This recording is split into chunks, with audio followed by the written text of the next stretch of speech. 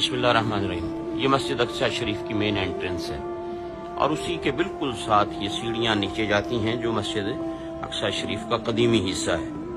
आइए उसकी ज़ियारत आपको करवाते हैं, जहाँ मेहराब ज़करिया है, मुख्तलिफ बरकत वाले ये मकाम है।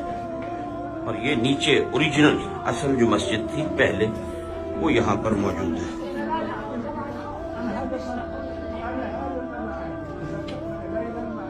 तो ये आप देखें कितनी सीढ़ियाँ नीचे उतरकर यहाँ से जाना पड़ता है।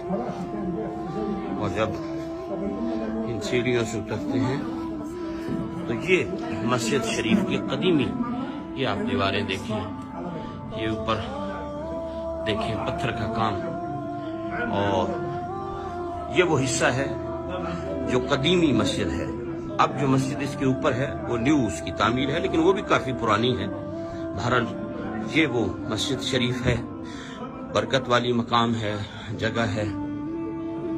हाँ जी, हाँ, जमात होती है यहाँ बाकायदा। और रमजानुल मुबारक के दिनों में एतकाफ यहाँ पर होता है। जो हजरात एतकाफ करना चाहते हैं वो इस हिस्से में होते हैं। नए वाले हिस्से में ऊपर बाकी नमाजी होते हैं, लेकिन अवामुन्नास जो एतकाफ फरमाती है यहाँ, वो इस हिस्से में।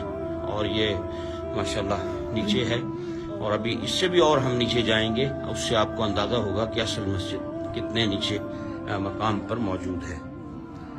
तो ये आप देख रहे हैं, उसकी दूसरी जानिब है, यहाँ ख़वातीन नमाज पढ़ती हैं।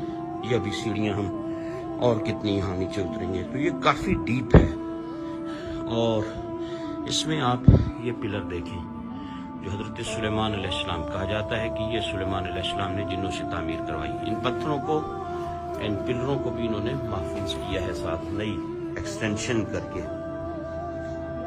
और यहीं नीचे पुराने हिस्से में ये आप देखें पुराना जो तामीर है उसकी कुछ, ये आप इसे देखें तो आपको अंदाजा होगा।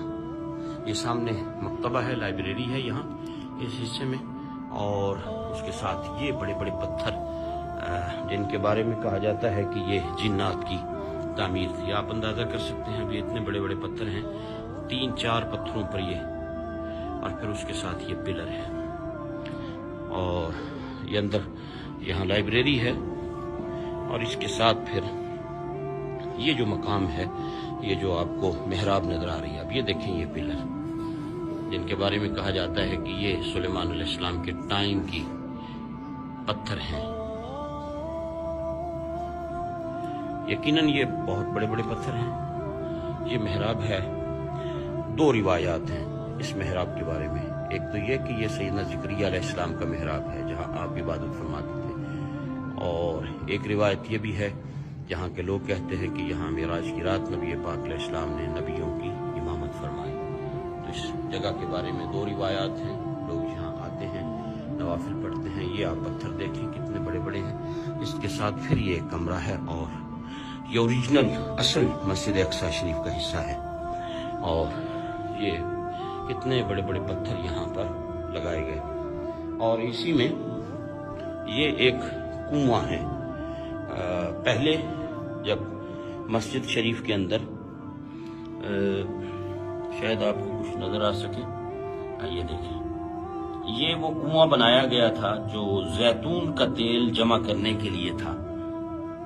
जब मस्जिद में जैतून के चिराग जला करते थे तो ये कुआं यहाँ बनाया गया था। लोग डोनेट करते थे, जब आते साथ कुछ न कुछ जैतून का तेल लाते, ओलिव ऑयल लाते, यहाँ डोनेट कर देते, जो मस्जिद के चिरागों में इस्तेमाल होता।